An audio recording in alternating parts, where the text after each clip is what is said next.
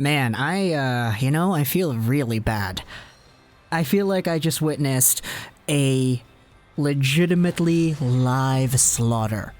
There is no mercy behind shown here, man. At least until the very end of the game.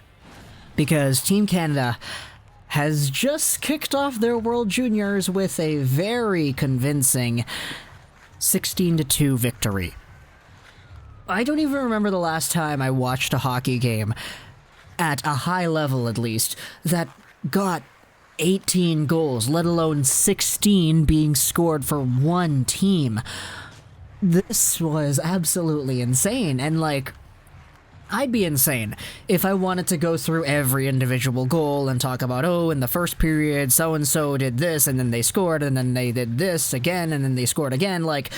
Dude, there were 16 goals. If we spend a minute on each goal, that's 16 minutes for a video. No, we're not doing that. So instead, we're just gonna go over the numbers, talk about what happened here, because when you take a look at who's going to end up winning the scoring title for this year's World Juniors, I think it's a very good bet to make that it's probably gonna be a Canadian.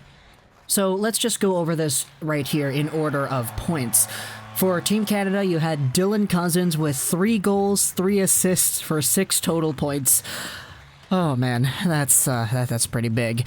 Dawson Mercer had 2 goals, 2 assists for 4 points. Tomasino had 3 points. Peyton Krebs 3 points. Newhook 3 points. McMichael 3. Perfetti 3. Justin Barron with 2 points. Then you have Suzuki, Pelche, Harley, Gooley, Byfield, Quinn, Drysdale, Holloway, and Byram, each with a point. And then you had the Germans, who scored 2 goals. I mean, they got 1 at the very end of the game.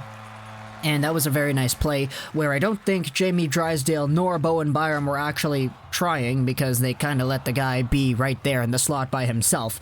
But for Team Germany, you have Peterka with 2 points, Elias with 2 points, Simon Gnip with a point, and Manuel Alberg with a point as well. Tim Stützle absolutely shut down in this game, despite being probably one of the more effective players in this entire tournament for Team Germany.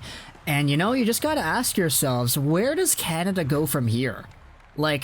It's kind of scary thinking about what could have been, because with Kirby Dach on this team, you essentially would replace the last place player on this Canadian roster. Let's say, I don't know, it's Connor Zary or whatever, or Dylan Holloway or something, just taking a look at who's on the point sheet over here, because Connor Zary is the only Canadian forward that didn't get a point. Let's say you swap out Connor Zary for Kirby Dach, and oh my gosh, you have yourselves a goal-scoring fest. Connor Zary wasn't even that bad. The guy made the play that eventually led to the, I don't even remember what it was. It was the Mercer goal. The first one, the second one, I don't even remember. It was that shorthanded goal where the goalie came out. But the goaltenders in this one, oh my goodness. Yeah, look at this. 630 save percentages all around. It's funny how the math works out here. Meanwhile, Devin Levi, 880 save percentage. Dylan Garand, an 830 save percentage. They were great statistically, but they were still here. And yeah, it just feels really bad. It was 10-1 after the second period. People were saying, oh, just stop the game. But, talk to me in the comments what you think about this game. Social Dash Trolls 99. And bye.